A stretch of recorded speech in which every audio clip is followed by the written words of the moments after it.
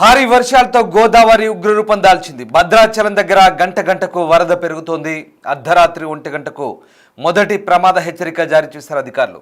ఇటు సింగూరు నుంచి ధవళేశ్వరం వరకు గోదావరి ఉగ్రరూపం దాల్చింది. భద్రాచలం దగ్గర పోటెత్తి దాదాపు 6.87 లక్షల క్యూసెక్కుల వరద కొనసాగుతుంది. దిగువకు దాదాపు 9.32 లక్షల క్యూసెక్కుల నీటిని విడుదల చేస్తున్నారు.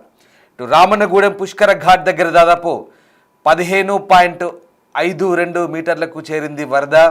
ఎగువ నుంచి భారీగా వరద నీరు వస్తుంది. ఇక రెండవ ప్రమాద హెచ్చరికకు చేరువలో గోదావరి కొనసాగుతుంది. నీటి మట్టం 15.820 మీటర్లకు చేరితే రెండవ ప్రమాద హెచ్చరిక జారీ చేయనున్నారు అధికారులు.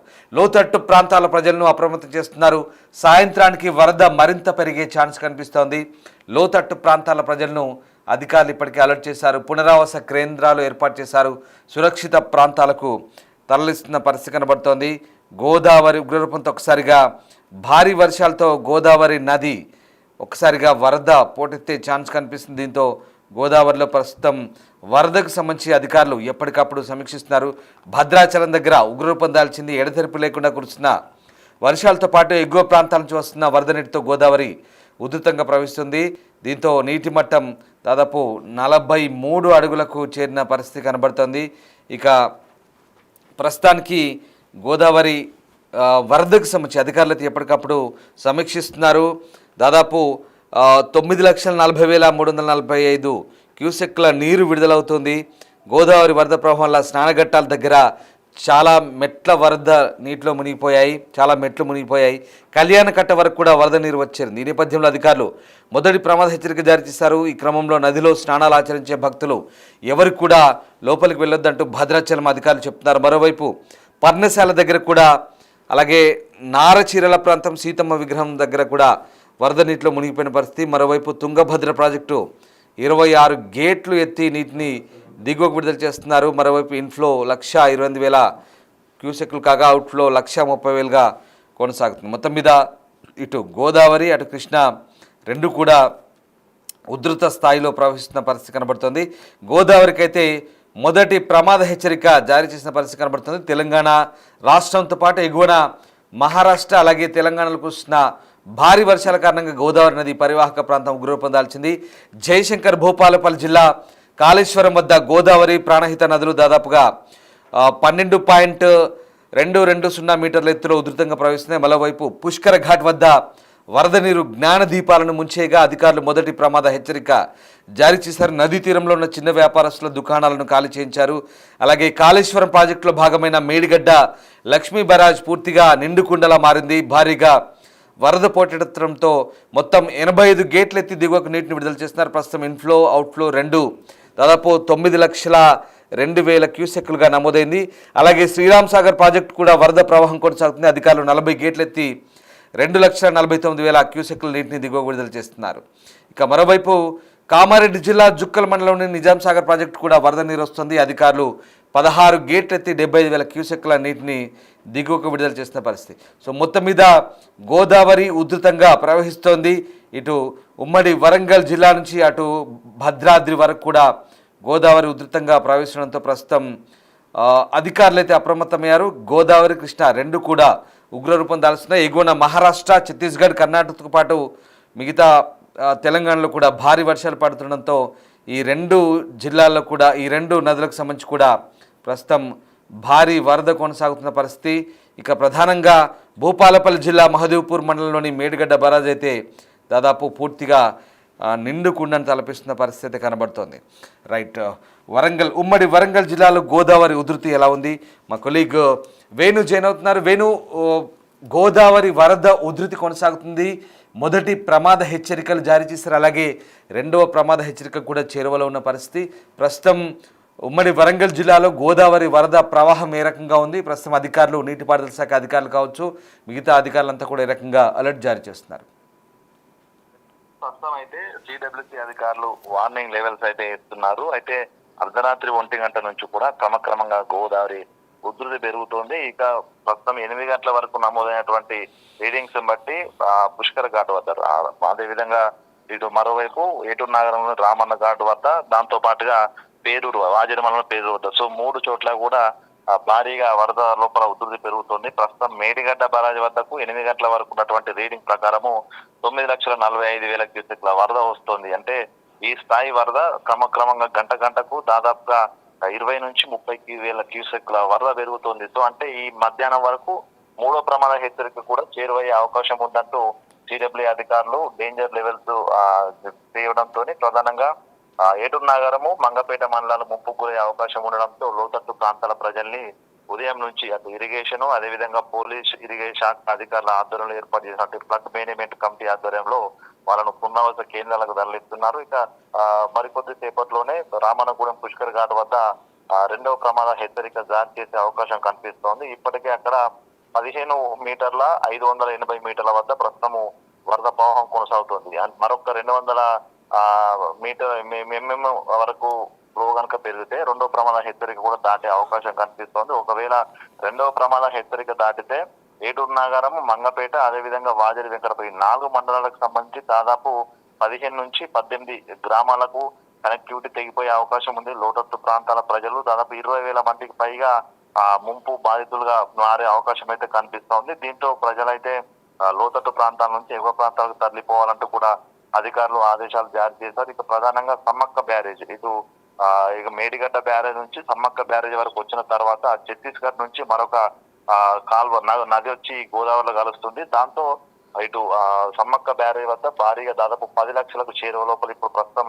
ప్రవాహం కొనసాగుతోంది. ఇదే ప్రవాహము పేరూరు వద్దకు వెళ్లేసరికి అటు ఛత్తీస్గఢ్ నుంచి మరొక ఉపనది కూడా కలుస్తుంది. సో దీంతో పేరూరు వద్ద భారీ స్థాయి వరద అయితే కనిపిస్తోంది. దీంతో పేరూరు వద్ద దాదాపు 17.82 మీటర్ల వరకు వెళ్తే 2వ ప్రమాద హెచ్చరిక జారీ చేస్తే వాజేడు వెంకటాపురం మండలాలకు సంబంధించినటువంటి 22 గ్రామాలు కంప్లీట్ గా కూడా బాహ్య ప్రపంచంతో సంబంధాలు తెగిపోయేటువంటి ఉధృతి అయితే కనిపిస్తుంది. సో మొత్తానికి అయితే గోదావరి పరివాహక ప్రాంతాలకు ముప్పు అయితే ప్రస్తుతం కనిపిస్తోంది. దాదాపు 58 పునరావాస కేంద్రాలు ములుగు జిల్లా వ్యాప్తంగా ఏర్పాటు చేసి ముంపు ప్రాంతాలపై తరలించేందుకైతే ప్రస్తుతం ప్రభుత్వం అయితే సన్నద్ధంగా ఉంది. ప్రజలంతా కూడా అటు పంట పొలాల వద్దకు వెళ్ళొద్దు, ఎవరు ఇళ్లలో ఉండొద్దు, లోతట్టు ప్రాంతాల ప్రజల నుంచి తరలి రావాలంటూ కూడా పోలీస్ శాఖ కూడా ఎప్పటికప్పుడు అప్రమత్తం చేస్తున్న పరిస్థితి. సో ఈ వరద కనుక తగ్గకపోతే పూర్తిగా ములుగు జిల్లా అయితే జలదిగ్బంధం అయ్యే పరిస్థితి ఉంది. సో దీనికి సంబంధించి ఎప్పటికప్పుడు స్థానికంగా ప్రతి కాలనీకి ఒక అధికారిని నియమించి వాళ్ళని అలర్ట్ చేసేందుకైతే ప్రభుత్వం సిద్ధంగా ఉన్న పరిస్థితి. ఇక దీనికి సంబంధించి మరికొద్ది సేపట్లో 2వ ప్రమాద హెచ్చరిక జారీ చేస్తే పునరావాసాల కేంద్రాలకు లోతట్టు ప్రాంతం తరలించే ప్రక్రియ అయితే వేగవంతం చేసే అవకాశం ఉంది. ఇక మరోవైపు పునరావాస కేంద్రాలకు సంబంధించి అటు ఏర్పాట్లు చేసేందుకు ఓ టీం ఏర్పాటు చేయగా గోదావరి పరివాహక ప్రాంతాల లోపల ఎవరైనా మత్స్యకారులు కానీ ఇతర పనుల కోసం వెళ్ళిన వ్యక్తులంతా కూడా వరదలో కొట్టుకే ప్రమాదం ఉంటుంది. కాబట్టి అటు ఎస్డిఎస్ఏ అదేవిధంగా ఎన్డీఆర్ఎఫ్ బృందాలను ప్రత్యేకంగా ఈ ఏటూరు నాగర మండలంలో డిప్లాయ్ చేసిన బృందాన్ని వాజేడు వెంకటాపురం మండలాలకు కూడా పంపించారు. సో మొత్తంగా అయితే ప్రభుత్వ యంత్రాంగం పూర్తి సన్నద్ధతగా ఉన్నా కూడా కొంత వరద పెరిగితే ఒక బీభత్సం అయితే ములుగు జిల్లా లోపల సాధించేటువంటి అవకాశం అయితే ఉంది. Ram right, yes, thank you Venu. So ఇది గోదావరి నది ఉగ్ర రూపం దాల్చే నేపథ్యంలో అధికారులు పూర్తిగా అప్రమత్తమయ్యారు. భూపాలపల్లి జిల్లా మహదేవ్పూర్ మండలంలోని మేడిగడ్డ బరాజ్ వద్ద గోదావరి ప్రవాహం 6.5 లక్షల క్యూసెక్లు చేరింది. ములుగు జిల్లా వాజేడు మండలంలోని పేరూరు వద్ద నీటి మట్టం 16.5 మీటర్లకు చేరడంతో మొదటి ప్రమాద హెచ్చరిక జారీ చేశారు. మంగపేట మండలం కమలాపురంలోని ఇంటెక్వల్ వద్ద నీటి మట్టం 8.5 మీటర్లకు చేరడంతో ఇక లోతట్టు ప్రాంతాల ప్రజలను అప్రమత్తంగా ఉండాలని అధికారులు ఆదేశించారు. ఇక ఎగువ ఉన్న శ్రీరామ్ సాగర్ ప్రాజెక్టులో కూడా భారీగా వరద రావడంతో ప్రస్తుతం 39 గేట్లు ఎత్తి గోదావరి నదిని దిగువకు వదులుతున్న పరిస్థితి. భద్రాచలం దగ్గర బుధవారం నాటికి మొదటి ప్రమాద హెచ్చరిక స్థాయి అంటే 43 అడుగులకు చేరింది. ఇక కర్ణాటకలో కురుస్తున్న భారీ వర్షాలతో అటు కృష్ణానది పరిస్థితి కూడా ఆ రకంగానే ఉంది. మొత్తం మీద కృష్ణా గోదావరి నదులు ఉప్పొంగి ప్రవహిస్తున్నాయి. ముఖ్యంగా గోదావరికి సంబంధించి మొదటి నుంచి ఇటు 2 తెలుగు రాష్ట్రాలు చూసుకుంటే కనుక సింగూరు నుంచి ఏపీలో ధవళేశ్వరం వరకు కూడా దాదాపు అన్ని ప్రాజెక్టులకు వరద ఉధృతి పెరిగింది. మంగళవారం రాత్రి 7 గంటలకి భద్రాచలం దగ్గర దాదాపు 6.87 లక్షల క్యూసెక్ల వరద పోటెత్తడంతో నీటి మట్టం 36.5 అడుగులకు చేరింది. ప్రవాహం 9.5 లక్షల క్యూసెక్లు. అలాగే నీటి మట్టం 43 అడుగులకు చేరితే తొలి ప్రమాద హెచ్చరిక జారీ చేశారు. సో అలాగా ఇప్పుడు 2వ ప్రమాద హెచ్చరిక కూడా దగ్గరగా ఉంది. ఇక మరోవైపు పెన్గంగా, ఎగువ గోదావరి, ప్రాణహిత, ఇంద్రావతి నదుల్లో ఉధృతి పెరుగుతుండడంతో మరొక 24 గంటల్లో ప్రమాద హెచ్చరిక జారీ చేసే అవకాశం ఉన్నారు. కానీ ఆల్రెడీ మొదటి ప్రమాద హెచ్చరిక అక్కడ కూడా జారీ చేశారు. మంజీరపై ఉన్న సింగూరు ప్రాజెక్టు కూడా వరద వస్తోంది. మరోవైపు దాదాపు 19.5 టీఎంసీల నిల్వను కొనసాగిస్తూ మిగతా నీటిని దిగువకు వదులుతున్న పరిస్థితి. ఇక ప్రస్తుతం గోదావరి పరివాహక ప్రాంతాల్లో భారీ వరద కొనసాగుతున్న నేపథ్యంలో భద్రాచలం వద్ద ఇప్పటికే అధికారులు అప్రమత్తమయ్యారు. భద్రాచలం దగ్గర గోదావరి ఉగ్రరూపం దాల్చింది. ఎడతెరిపి లేకుండా కురుస్తున్న వర్షాలతో ఎగువ ప్రాంతాల నుంచి వస్తున్న వరద నీటితో గోదావరి ఉధృతంగా ప్రవహిస్తుంది. దీంతో ప్రస్తుతం అయితే అధికారులు పూర్తి స్థాయి అప్రమత్తత సూచిస్తున్నారు. ఇక ఇప్పటికే 43 అడుగులకు చేరువలకు ప్రస్తుతం గోదావరి నీటి మట్టం ఉంది. దీంతో భారీగా ప్రవాహం కొనసాగుతున్న పరిస్థితి. వరద ప్రవాహం వల్ల స్నానఘట్టాల దగ్గర చాలా మెట్లు వరద నీటిలో మునిగిపోయాయి. కళ్యాణకట్ట వరకు వరద నీరు వచ్చేరింది. ఈ నేపథ్యంలో అధికారులు మొదటి ప్రమాద హెచ్చరిక కొనసాగిస్తున్నారు. ఈ క్రమంలో నదిలో స్నానాలు ఆచరించే భక్తులు ఎవరు కూడా లోపలికి రావద్దని సూచిస్తున్నారు. పర్ణశాల దగ్గర సారచీరల ప్రాంతము సీతమ్మ దగ్గర వరద నీటిలో విగ్రహాలు నీటిలో మునిగిపోయాయి. ఈ నేపథ్యంలో ప్రస్తుతం భద్రాచలం దగ్గర అలర్ట్ జారీ చేసిన పరిస్థితి. రైట్, మా సీనియర్ కొలీగ్ భాస్కర్ జాయిన్ అవుతున్నారు భద్రాద్రి కొత్తగూడ నుంచి. భాస్కర్, ఒక్కసారిగా గోదావరి మొదటి ప్రమాద హెచ్చరిక కొనసాగుతుంది, రెండో ప్రమాద హెచ్చరికకు చేరువలో ఉంది. భద్రాచలం టెంపుల్ సిటీలో ఎలాంటి అలర్ట్స్ ఉన్నాయి? ముఖ్యంగా నీటిపారుదల శాఖ అధికారులు అలాగే దేవస్థాన అధికారులు ఎలాంటి హెచ్చరికలు జారీ చేస్తున్నారు? ఇప్పటికే గత వారం రోజుల నుంచి కురుస్తున్న పై ఎత్తు ప్రాంతాల్లో కురుస్తున్న వర్షాల వల్ల గోదావరికి ఒకసారిగా వరద పోటెత్తిందని చెప్పుకోవచ్చు. ఒకసారి కాళేశ్వరం నుంచి కూడా భారీగా వరద నీరు రావడంతో ఆ ప్రాంతం నుంచి కూడా చాలా వరకు కొన్ని లక్షలాది క్యూసెక్ల నీరు మొత్తం కూడా గోదావరికి ఒక్కసారిగా వరద పోటెత్తింది. ఫలితంగా చూసుకుంటే మాత్రం ఇప్పుడు ఆ ప్రాంతం నుంచి చాలా వరకు కూడా అంటే ఒక క్రమేపీ అంటే నేను గత 3 రోజుల నుంచి కూడా గోదావరి దోబూచాడుతూ ఉంది. అడుగు నీటి మట్ట సామర్థ్యం మాత్రం ఒక్కొక్క వైపున గత 4 రోజుల క్రితం 15 అడుగులు 19 అడుగుల వరకు ఉన్నటువంటి గోదావరి తర్వాత రాను ఒక్కసారిగా 20 అడుగుల నుంచి 30, 35, 36 నుంచి మళ్ళీ 40 అడుగులకు చేరింది. తాజాగా 43 అడుగులు చేరడం వల్ల ఇప్పుడు అధికారులు మొదటి ప్రమాదిక హెచ్చరిక జారీ చేయడం జరిగింది. ఫలితంగా చూసుకుంటే మాత్రం ఇంకా సాయంత్రం వరకు కూడా 2వ ప్రమాద హెచ్చరికకు చేరువయ్యే అవకాశం ఉంది. కానీ నైట్ నుంచి మాత్రం ఇంకా వరద ఉధృతి తగ్గే అవకాశం ఉందని చెప్తున్నారు. మరోవైపున ఇప్పటికే సీతమ్మ పాఠశాల దగ్గర సీతమ్మ నారచీర దగ్గర కూడా అక్కడ కూడా మొత్తం కూడా ఆ పరిసర ప్రాంతం మొత్తం కూడా జలసంద్రం లేక తలపిస్తుందని చెప్పుకోవచ్చు. మొత్తానికైతే ఆ ప్రాంతం మొత్తం కూడా పూర్తిగా నీరు మునిగిపోయింది. సీతమ్మ చీర నార చీర ఉన్న ప్రాంతం ఒకసారిగా ఇదేనని చెప్పు మొత్తం నీట మునిగిపోయిందని చెప్పుకోవచ్చు. మరోవైపున గోదావరి పరిసర ప్రాంతం అయినటువంటి లోతట్టు ప్రాంతాలు భద్రాచలంలో ఉన్న టైప కాలనీ, సుభాష్ నగర్ తదితర ప్రాంతాలన్నీ కూడా పునర్వాస కేంద్రాలు ఏర్పాటు చేసేందుకు అధికారులు అప్రమత్తమయ్యారు. ఇప్పటికే 6 పునర్వాస కేంద్రాలు పైగా ఏర్పాటు చేసినట్టు కూడా మనకు తెలుస్తా ఉంది.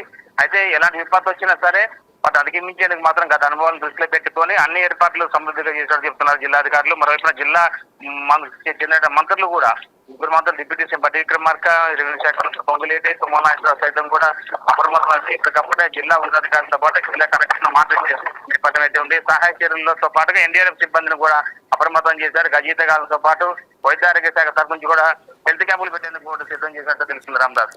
Right, yes, thank you Bhaskar. So ఇది గోదావరి ఉధృతికి సంబంధించి ప్రస్తుతం అధికారులు అప్రమత్తత జారీ చేశారు. వరద ఉధృతి నేపథ్యంలో ఎక్కడికక్కడ స్థానికంగా ఉన్నటువంటి ఇరిగేషన్ అధికారిని ఉన్నత స్థాయి అధికారులు పురమాయించారు. జాగ్రత్తగా పరిశీలించి ఎప్పటికప్పుడు ప్రమాద హెచ్చరికలను నీటి మట్టాలను అంచనా వేస్తూ వ్యవహరించాలంటూ సూచిస్తున్న పరిస్థితి. దీంతో గోదావరి నది అంటే తెలంగాణ ఏపీలో 2 చోట్ల సింగూరు ప్రాజెక్టు నుంచి ధవళేశ్వరం దాకా కూడా గోదావరి నది ఉధృతంగా ప్రవహిస్తుంది. పూర్తిగా ఇక్కడి నుంచి చివరికి ధవళేశ్వరం దాకా సముద్రంలో కలిసే వరకు కూడా అన్ని ప్రాజెక్టుల గేట్లు ఇప్పుడు ఎత్తివేశారు. దీంతో వరద ఉధృతి కొనసాగుతుంది. నదీ పరివాహక ప్రాంతాల్లో ప్రజలు కూడా అప్రమత్తంగా ఉండమంటూ అధికారులు అయితే సూచిస్తున్నారు.